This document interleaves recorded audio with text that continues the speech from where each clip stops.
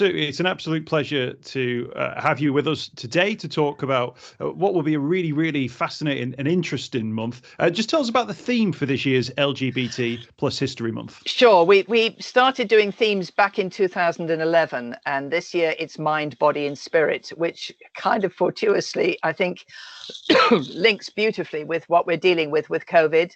And also with the fact that schools have now got to take on board the concept of relationship and sex education. So it's a very fortuitous and happy circumstance that we are doing mind, body and spirit in 21. And these things sometimes just happen and fit in quite nicely. But what a crucial sort of conversation to have, particularly given the year we've just been through. Indeed. Yes, absolutely. And in terms of the success of LGBT History Month and the way that it's grown year on year, how have you seen that growth, and what does it mean to you as the creator of it? Well, I was a co-creator. Paul Patrick and I worked together for many years on Schools Out. We ran conferences throughout the whole time of Section 28. And we were really tired of being victims. So when Section 28 finished in 2003, we really felt it was time to get into schools and everywhere else and celebrate who we were as LGBT people. So we managed to get a small grant off the Department of Education. And I was living in Southwark at the time, and they had just appointed an LGBT officer. We'd done lots of work in Southwark. We had an anti-homophobic policy there and a forum, and we were training the police. So it was a borough that was really aware of the issues. And Dax got us the Tate Modern, and we had a launch in the cinema there, which was very exciting. The amusing thing is there are about 13 of us on stage, almost as many as in the audience, because it was done very quickly, but it was a fair audience. But the reason there was 13 of us was because I was really keen to make clear the diversity of the LGBT population. So I had 3 trans people, I had LGBT people of every ethnicity and age, and I had a heterosexual ally. So from the very start, we were very keen, A, to make it grassroots so everybody could join in, and B, to celebrate the diversity of our community.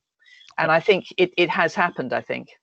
And absolutely, and I think it's testament to the way that the month has grown and the way that people have come on board with it as well. And I think as well also testament to the story that you guys were keen to tell, that although there is, people will have heard about things like Stonewall, there's almost the political element to sort of the recent LGBT history, but actually there is a wide and varied history within the LGBT community, which actually is, if you did just focus on one thing, you wouldn't be telling the full story. Exactly that. And I think that's been the excitement of as we've evolved as a group of us running the month. I mean, Paul died in 2008, which was a great loss to me. And then Tony Fennick took over, and then he died last summer.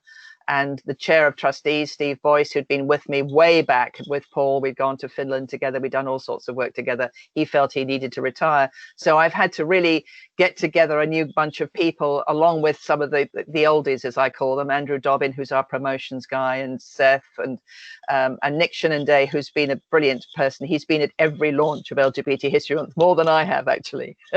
And you can see all the photos on the website.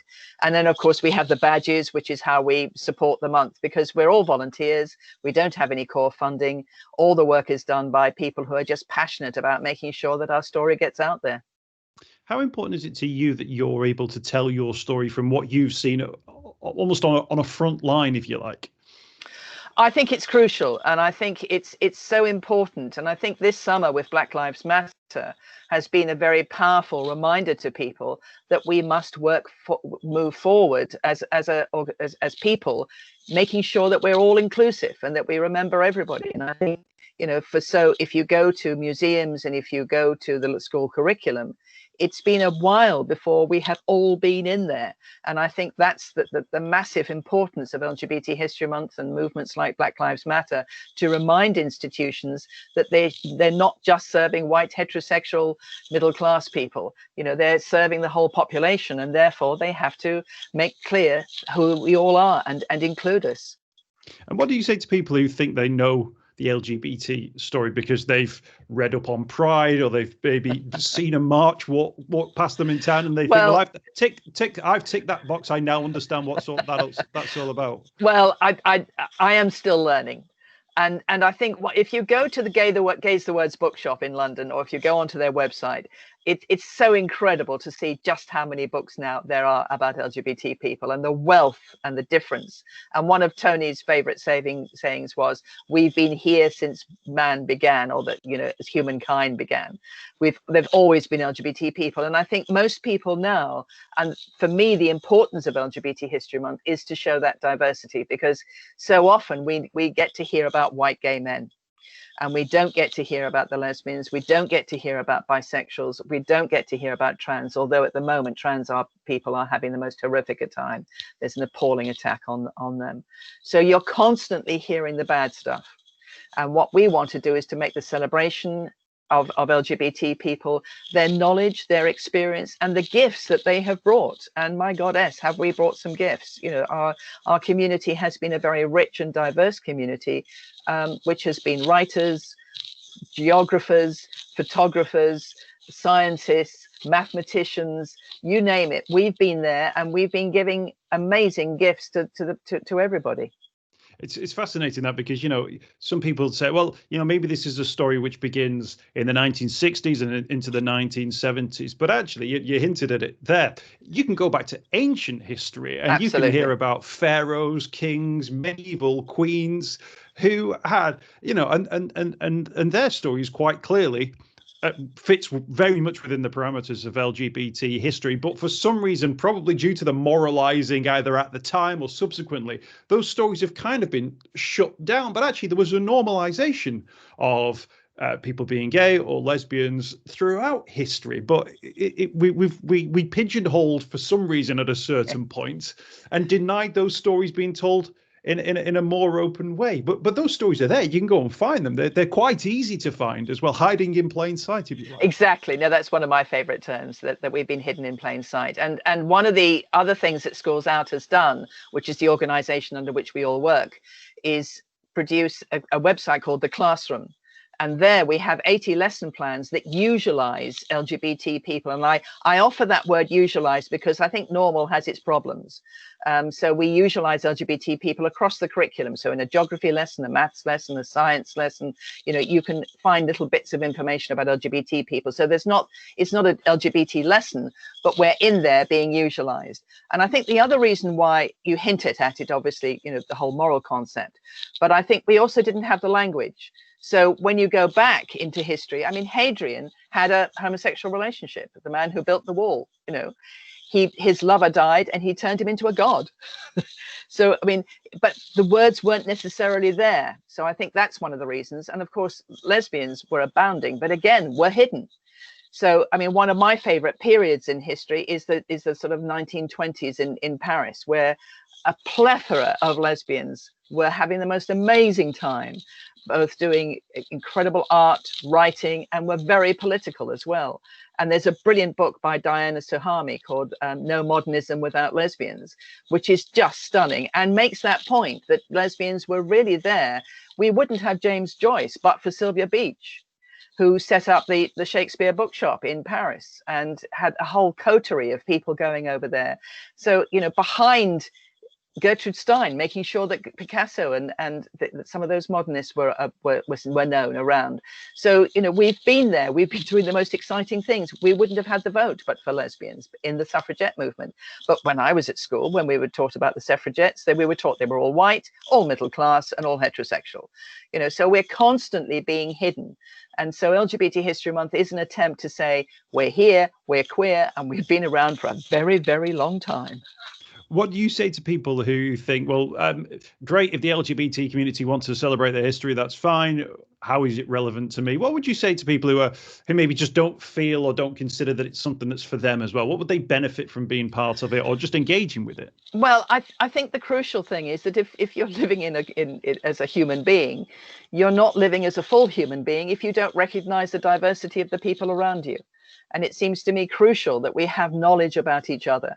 and know about each other, so that we can have that celebration and recognition. If you're just living in a little tunnel where you only link with people that you know and you care, that you agree with, or that you recognize, then you are really having a very narrow life. And the more that we know about, I mean, for me, as I began to learn more about Black writers, goddess, did it give me the most amazing enrichment and taught me so much. And I think that that's so important, that, you know, we're human beings. We need to know about all our fellow human beings. Kind of get a sense from the conversation, Sue, that you've been almost inspired by other movements as well. You mentioned Black Lives Matter before, yes. But it's interesting there to hear you talk about the fact that once you hear somebody else's story on an unrelated topic, you've empathized with that story and realized that it's actually relevant maybe to part of your story as well. Exactly that. And I think one of the people, we have 5 faces for LGBT History Month this year, and one of them is Mark Ashton, and he's a beautiful example. There he was, a young gay man in London, recognizing how the Tories were attacking him as a gay man. Section 28, AIDS was happening. And then he saw the miners' strike, and he saw the attack that was being put on the miners, and made the link. And therefore then set up this wonderful group of lesbians and gays support the miners. They went down, they met the miners, they made links with them, they supported them. And that made a very big effect on unions, because up until then, unions hadn't really made the link, that the importance of supporting LGBT people. So in fact, Schools Out was set up by a group of gay teachers back in 1974 who desperately needed support, which the unions weren't giving. So when Mark went in there and supported the miners, a big wake-up call came, and now the TUC, the Trades Union Council, and all unions are very much recognizing the importance of supporting LGBT people, making employers and employees comfortable and safe. And every year, the TUC have a big LGBT conference. This year, for the first time, it's in February, in the History Month itself. So it is amazing how, when you make links, it has enormous ramifications in making that work towards civil rights. And we are, as part of our coverage of LGBT History Month, sort of nominating and celebrating local history makers as well. What do you think are those sort of types of stories that we'll be hearing over the course of this month? Because depending on whether you've grown up in a town or a city, in a rural area or in an urban area, in a place with an educated population or a working class population with a mining history, the variety is huge, isn't it? And the stories will be different. It is massive, yes. And I think when we set up LGBT History Month to be something which everybody could get involved with. So we've got the calendar on the website, and we've got a place where people can put up their events. And if you look at this year, we've already got something like 150 events, which is amazing given that we're dealing with COVID. But if you look in past years, there were hundreds of events, and there were very amazingly diverse things, from people working very hard to get a pride flag being flown from their local authority or museum. Now, I know the bureaucracy involved in doing that. And that's an invisible, thankless task, but that's somebody working really hard with bureaucracy to make that happen. Or get their local zebra crossing turned into a rainbow crossing. Amazing, that's really exciting. And all up and down the country, there are people who are working away, unsung heroes, doing the most amazing things. Being on the telephone as a place of safety for somebody to ring up, and so important now. I mean, with COVID, so many youngsters have been stuck at home, perhaps in a place where they don't feel safe as lesbian and gay. They haven't been able to get to their local youth group. So that phone call is so important. And there are volunteers who make sure that that's there. People running youth groups, I mean, there are so many unsung heroes that make things happen. Every year, Prides. That's a phenomenal job, getting a Pride together. And the work that goes in to make that happen is absolutely extraordinary. And there they are, busy doing it, passionate about making sure that LGBT people are visible and that they are celebrated. And to make that switch from the victimhood that we were in for so long to making into celebration and saying, yes, we are here and we are part of your community. I mean, I live here in Broadstairs / Margate. I'm on the corner, and Margate has a wonderful Pride every year. Very small, very community, totally grassroots. But the whole, it's really changed the atmosphere of the town. And when I talk to shops, they say, "Oh yes, we really love Pride. It's great fun," and it has an effect. And I think what's been very important to me over the years, we've got rid of Section 28, we've got the Equality Act, we've got some laws now which protect us. But laws are one thing. The crucial thing is culture. And I think the thing that LGBT History Month has helped to enable is that shift in culture, that shift in being able to make us more visible, that shift in enabling people to learn a bit more and be able to say, oh, goddess, I didn't know that. They did that. Oh, wow.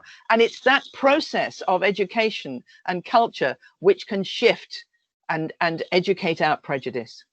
Can I get the sense from the conversation, so that you're keen to sort of say that other people have been very much part of the success of the work that you've done, but in terms of yourself, Sue, what do you hope is your legacy, if you like, from the work that you've done so far and the work that you'll continue to do in the future?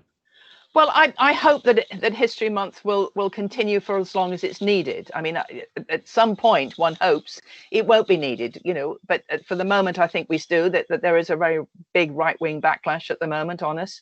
So we have to work on that. Seeing the shift in America is very exciting. Biden's gone in there and already begun to sort of undo some of the problems. It'll take some time, I think, for it to happen here, because we're right in the middle of it. So I'm hoping that what I've done over the years, hopefully, is something which will continue. I'm always concerned that we cannot assume that because we've got to this point that it will just can't go on in a linear, successful way. There's always backdrops. There's always we're taking a back step right now. And I suppose what I hope is that people can look to some of the things I've done and be able to use that to continue the challenge, that if a challenge is needed, that they've got some ideas, they've got some inspiration, they've got some ways of tackling it. And eventually, I hope that won't be needed because we'll be there, but it's going to take a while, I think. Sue, just let people know where they can find out more about the month itself. There's a website and there's the helpful diary as well of events which people can be part of. That's right. So if you go to www.lgbtplushistorymonth.co.uk, that's the main website. And on there, you've got lots of resources that Andrew makes. There's wonderful posters. There are links to the launch that we did. So you've got little videos. Dan Vo helped us with that last year. And we've got the calendar. And the calendar, you can link on that and you can see everything that's happening in the month. Plus, you can also put your own event up. And then when you've had your event, you can then tell us all about it, send us photographs, do a little report, and we can put that up on the website as well. And of course, the exciting thing about COVID, if one can say it's exciting about COVID, but it is in the sense that it is now, I'm being contacted by lots more media.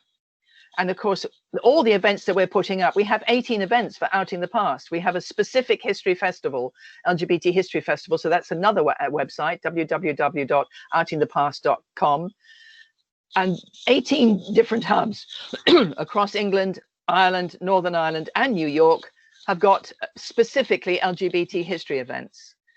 And that's happened because we sent out a call and we had 70 people offering presentations for that. So not all 70 will be shown, obviously, although we've got 18 hubs, which is amazing. So we will be putting videos up on the website later. So people who are prepared to share that. So there's a lot more available. And of course, it doesn't matter where you live in the world now. You can pick this stuff up. Absolutely. So crucial work as ever. Another important year as well. Body, mind and spirit, the theme for this year's LGBT plus History Month. And thank you for joining us today. You're very welcome. I'm thrilled.